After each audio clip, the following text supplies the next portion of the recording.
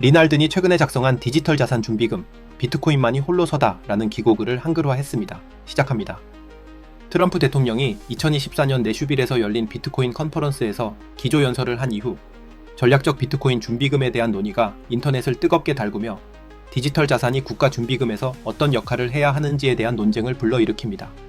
동시에 디지털 자산 커뮤니티는 미래의 준비금에 다양한 자산이 포함되기를 적극적으로 주장해왔습니다.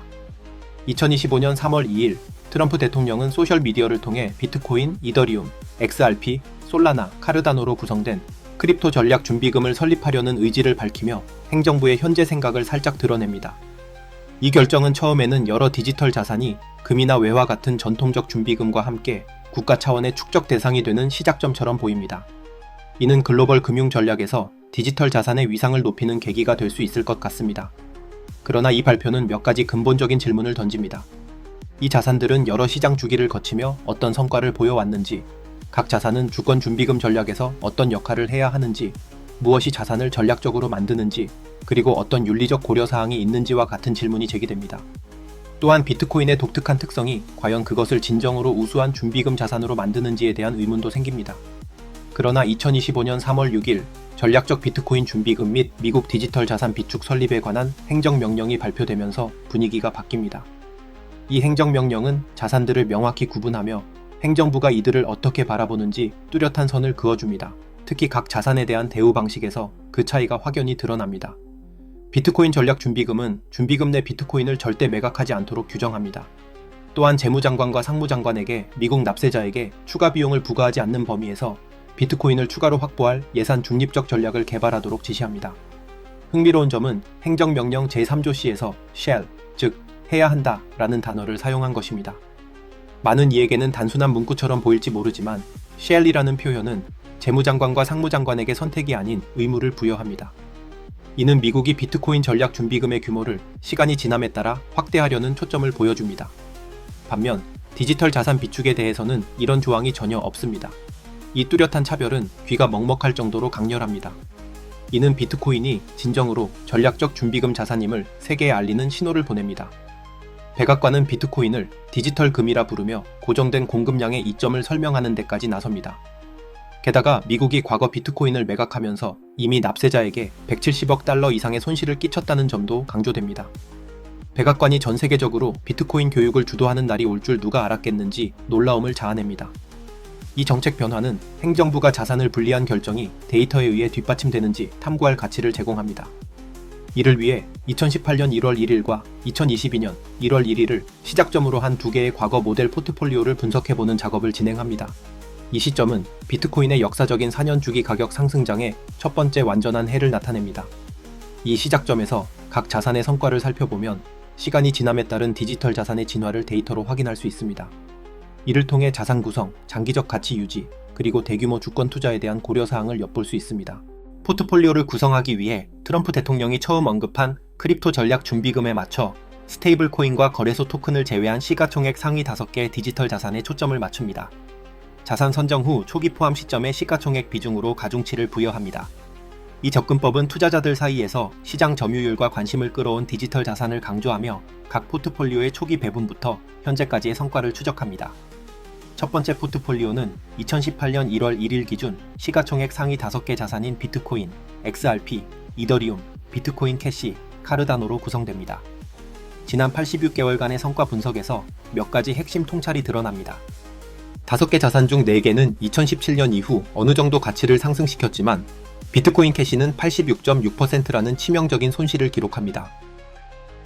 가치가 상승한 자산 중 비트코인만이 포트폴리오 내 비중을 늘리며 51.2%에서 80.7%로 증가하여 29.5% 상승합니다.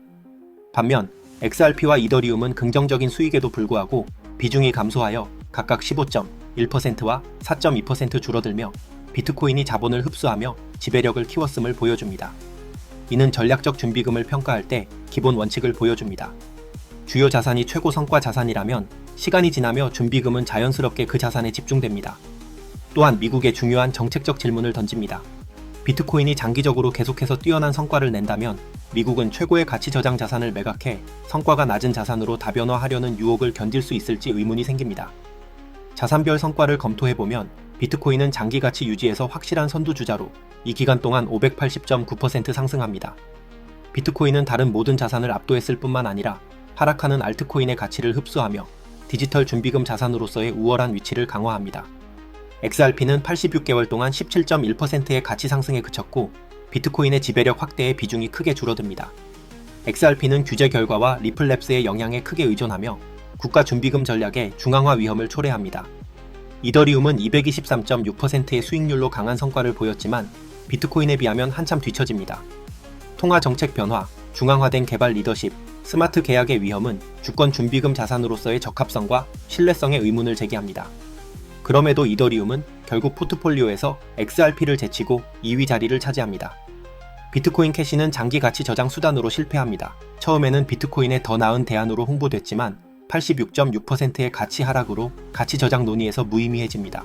카르다노는 73.7%의 완만한 상승을 기록했으나 포트폴리오 내 비중은 1% 미만으로 줄어듭니다. 결론적으로 비트코인이 포트폴리오에서 점점 더 지배적인 위치를 차지한 것은 우연이 아닙니다. 이는 우수한 통화 특성과 장기적인 가치 저장 자산으로서의 일관된 채택 추세를 반영합니다. 이 포트폴리오를 보면 행정부의 행정명령은 옳은 방향으로 보입니다. 2022년 포트폴리오는 약 40개월로 더 짧습니다. 2022년 1월 1일 기준 스테이블 코인과 거래소 생성 토큰을 제외한 시가총액 상위 5개 디지털 자산으로 초기 시가총액 가중치를 부여합니다. 이 시점에서 암호화폐 시장은 이미 여러 번의 호황과 불황을 겪으며 프로젝트와 내러티브가 성숙하거나 사라질 기회를 가졌습니다.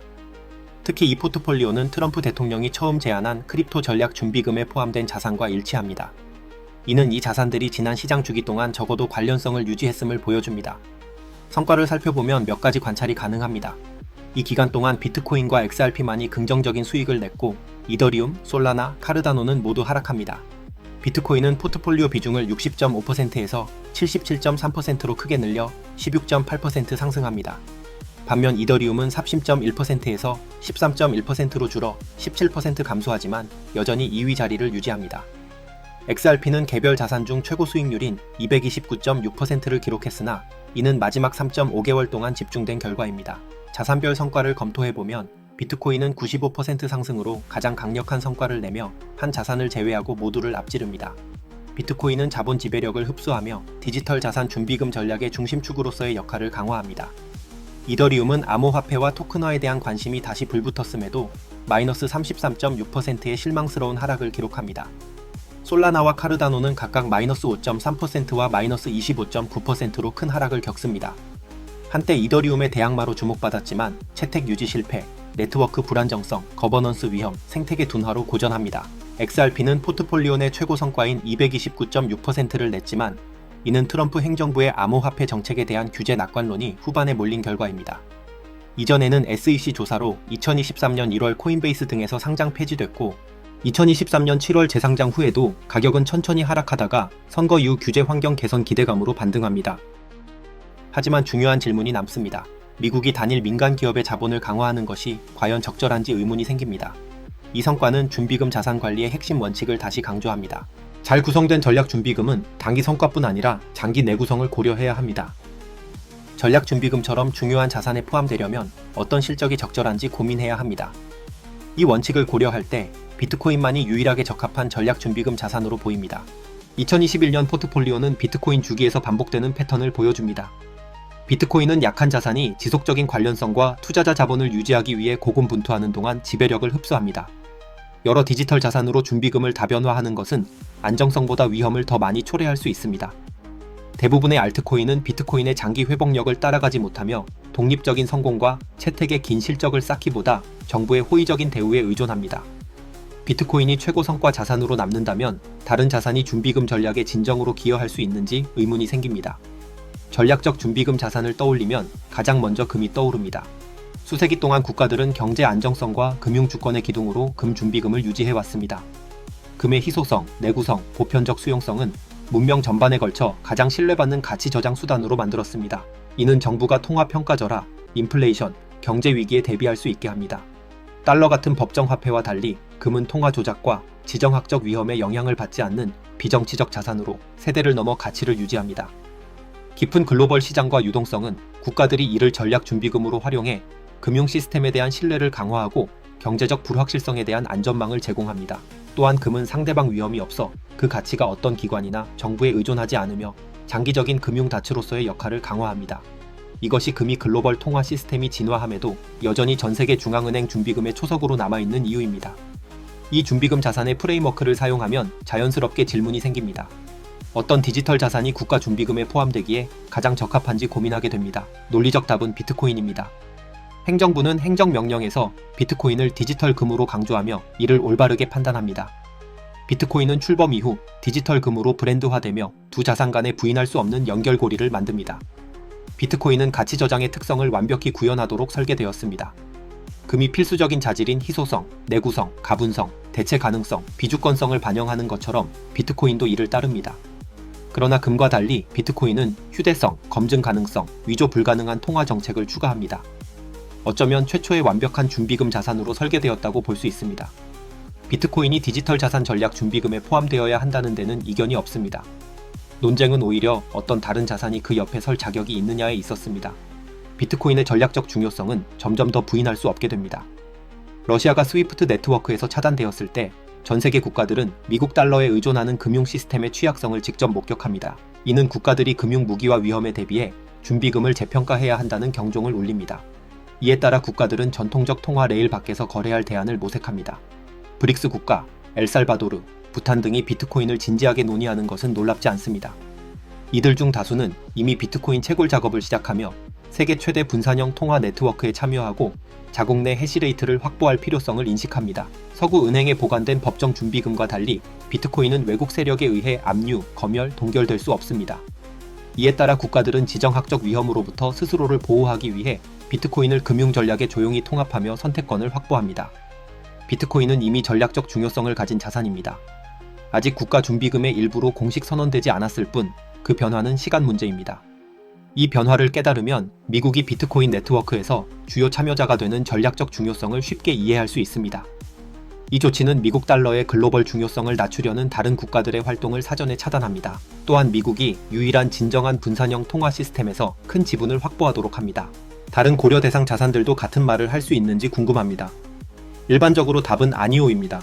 비트코인은 여러 면에서 디지털 자산 중 독보적입니다. 비트코인은 가장 분산화된 디지털 자산으로 하위 테스트를 통과하지 않으며 금융증권의 정의를 충족하지 않습니다. 프로토콜 공개 후 모든 코인이 채굴되었고 창시자에게 특별한 이점이 주어지지 않았습니다. 작업 증명을 사용해 해시 파워가 있는 누구나 새 블록 생성과 코인 생성에 기여할 수 있습니다. 비트코인은 16년 연속 최대 규모와 유동성을 자랑합니다. 네트워크 효과와 규모는 돈이나 통신 프로토콜 간 경쟁에서 매우 중요합니다. 특히 국가 단위의 매매에서 크기와 유동성은 필수적입니다. 비트코인은 가장 불변적인 디지털 자산 네트워크로 노드 수가 압도적으로 많아 업데이트를 강제할 수 없습니다. 다른 암호화폐는 통화 정책 같은 근본 변수를 바꾼 반면 비트코인은 일관된 규칙을 유지합니다. 소프트 포크는 광범위한 합의를 필요로 하고 하드 포크는 거의 불가능합니다. 비트코인은 가장 검열하기 어려운 네트워크로 국가가 코인을 이동하고 개방형 거래 수단으로 사용할 수 있게 합니다. 51% 채굴 공격으로 검열되더라도 새 해시레이트를 추가해 검열을 해제할 수 있습니다. 기존 채굴자가 새 채굴자의 진입을 막을 수 없어 큰 국가나 소국 연합이 검열당하면 네트워크 참여를 복구할 옵션이 있습니다. 이는 기존 이해관계자가 새 진입을 막을 수 있는 지분 증명 시스템과 대조됩니다. 작업 증명은 네트워크 문제에 가장 회복력이 강합니다. 지분 증명은 원형 논리에 의존하며 이해관계자가 원장 상태를 정의하고 원장이 이해관계자를 정의합니다. 네트워크가 버그나 오프라인으로 중단되면 주요 이해관계자가 모여 재시작을 조율해야 합니다. 비트코인은 외부 에너지를 입력으로 사용해 원형 논리를 피합니다. 노드와 채굴자가 가장 많은 작업이 투입된 체인을 찾아 복구할 수 있습니다. 결론적으로 비트코인은 크고 유동적이며 신뢰할 수 있는 가치 저장 수단과 검열 저항성 있는 거래 수단으로서 국가의 전략적 목적을 제공하는 데 독보적입니다. 비트코인과 소수의 자산을 제외한 대부분의 디지털 자산은 생성 방식에 따라 사실상 디지털 증권입니다. 창립자와 초기 투자자에게 코인을 발행하고 지속적인 유지, 개발, 옹호를 책임지는 조직이 있습니다. 주주처럼 작동하는 지분 증명 거버넌스 모델을 사용합니다. 이런 맥락에서 정부가 한 디지털 자산을 선택하고 다른 자산을 배제하는 것은 주권자산 펀드가 일부 국내 기업의 주식을 매입하는 것과 비슷합니다. 이런 편애를 할 때 어떤 기준을 사용해야 하는지 고민해야 합니다. 특히 창립자와 초기 투자자에게 사전 채굴된 코인이 연관된 경우라면 더욱 그렇습니다. 정부 내 구매 결정에 영향을 미치는 리더가 초기 활동이나 사전 채굴에 관여해 개인적 이익을 얻을 가능성 등 상당한 이해 충돌도 고려해야 합니다. 비트코인에도 비슷한 이해 충돌이 있다고 주장할 수 있습니다. 즉, 비트코인 대량 보유자가 정부가 비트코인을 전략 자산으로 취득하도록 옹호하며 가격 상승에 이익을 얻을 수 있다는 점입니다. 하지만 이는 금 보유자가 정부가 금 비축을 늘리거나 전략 석유 비축을 채우라고 주장하는 것과 다르지 않습니다. 윤리적으로 발행자나 사전 채굴이 있는 디지털 자산을 구매할 때는 많은 지뢰밭이 있습니다. 정부 리더 간 이해 충돌을 면밀히 살펴야 합니다. 납세자가 디지털 자산 내부자의 출구 유동성을 제공하는 역할을 하며 국가나 시민에게 전략적 이점을 주지 못할 수 있습니다.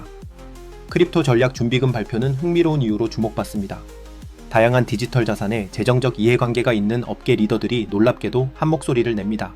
그들은 준비금이 비트코인에만 초점을 맞춰야 한다고 주장합니다. 브라이언 암스트롱 코인베이스 CEO 겸 회장은 비트코인을 지지하며 발표에 대한 생각을 공유합니다.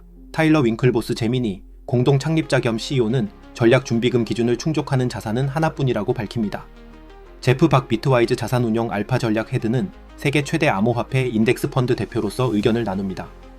라발 나비칸트 기업가 겸 투자자는 미국 납세자 돈으로 진정 분산화되지 않은 자산의 출구 유동성을 제공하는 것의 적절성에 대해 논평합니다. 이제 트렌드가 분명해집니다.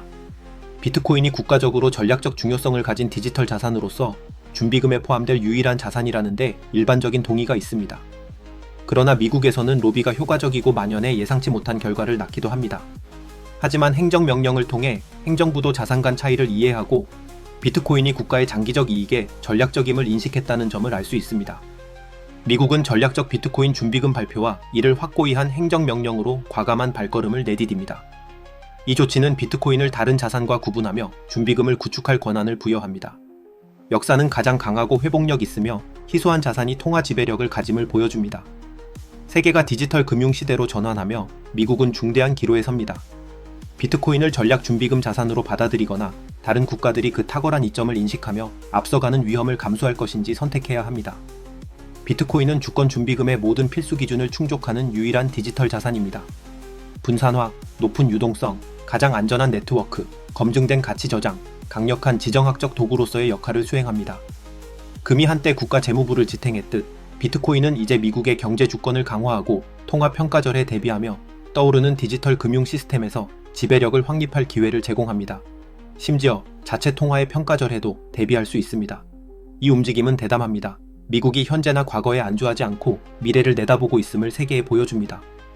그들은 비트코인의 가치를 공개적으로 인정하며 세계의 비트코인이 영원히 남을 것이라는 부인할 수 없는 메시지를 보냅니다.